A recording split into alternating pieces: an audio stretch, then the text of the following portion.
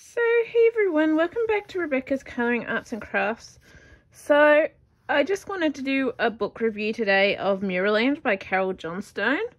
So, I did first want to say that I know it's been a while since I've done some book reviews, and it's just because I've been having so much trouble with my hand and wrist that I just physically have not been able to read a hard copy of a book. I still can't technically, so I had to actually resort to using an audiobook for this, but I'm hoping that with time, as my hand and wrist improves, I'll be able to get back to hard copies of books, because I really enjoy reading the hard copies better than the audiobooks. But in this case, the audiobook was a good substitute to be able to finally allow me to do this review and get it done, which I'm so happy about that. Basically, I'm trying to work out where I start with this review, and I've sort of written some stuff down here, so I'll look through it. But I'm blown away by this book and the storyline and plot involved in this book. So it's definitely left me speechless, and it's definitely an unpredictable thriller by Carole Johnstone. I think this is her debut novel. So our story is set around twin girls, Elle and Kat, who create a world called Mirrorland, which is their escape from reality till it threatens to swallow them whole.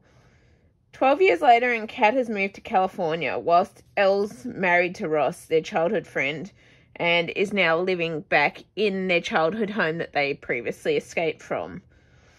And Ross technically chose Elle over Kat, but that was apparently, but according to the book, he was in love with Kat first, but Elle faked suicide and stuff in attempts to get Ross to, basically, I guess, be with her instead of Kat. But in the end, it turns out that all over, technically, because Elle was the oldest, she was always trying to protect Kat at the same time. And it basically broke Kat's heart when Ross chose to stay with Elle over her and be with Elle over her, and she, for quite a while, hated Kat. Basically didn't appreciate her, got sick of her taking things from her and all the rest. And so, pretty much when Kat is forced to return to her childhood home where Ross and Elle now live, when Elle goes missing with her sailing boat. But basically, the return brings back old childhood memories that Kat had managed to forget or bury. So Kat returns to Mirrorland. She starts getting clues and emails from someone who Elle technically asked to email her letters, saying that it was from Mouse when it isn't from Mouse, and Mouse was their childhood friend who technically turns out to be their sister in the end. But I'm not going to go into any more details about that, because there is a plot twist at the end of the book that I do not want to spoil. But basically, in order to force Kat to remember her memories, Elle leaves these letters and everything like that regarding her missing, and to let Kat know just what the type of person Ross is, so that she doesn't get trapped and into an abusive relationship like with Ross, like Kat was.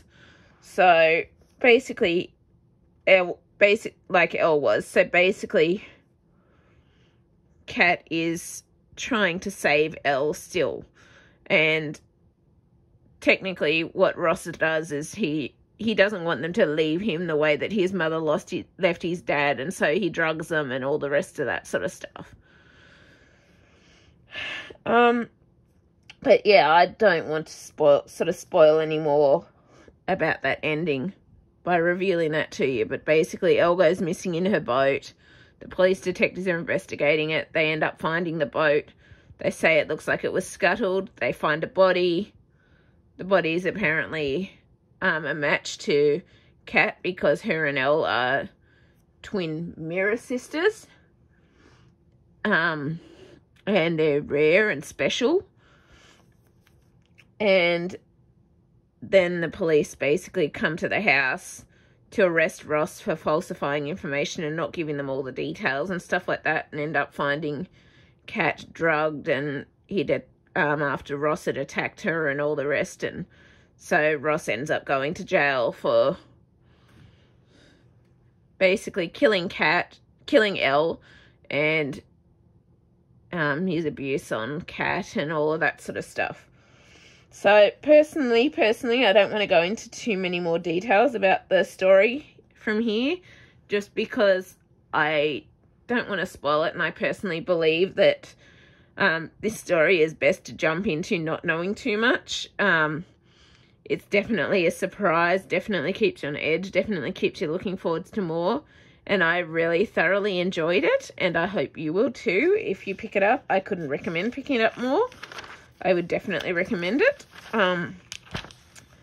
But yeah, and also be prepared to have your mind blown, because my mind's still like, whoa, what just happened? Because I just finished it because I wasn't able to sleep well due to just the way I've been feeling, and I just wasn't feeling great and stuff. And so I was just listening to the audiobook whilst I was calming myself down and trying to feel a bit better. And I just finished it off, which is why I'm doing this now. But yeah, be prepared to have your mind blown by the exceptional characters, the world building, plot with its details and meanings behind the story. So there is a lot of plot details and meanings and sort of story time aspects that are based around the story, and that sort of fit and connect with the story. But I absolutely loved everything about this book, and I'm so happy that I finally got the chance to basically read this book, or listen to it in my case, because I currently can't physically hold books. And I'm so happy that it worked, and it allowed me the chance to get to do this review finally. So lastly, I also want to thank HarperCollins Publishers Australia for sending me a copy of this book in exchange for review. I cannot recommend picking it up enough.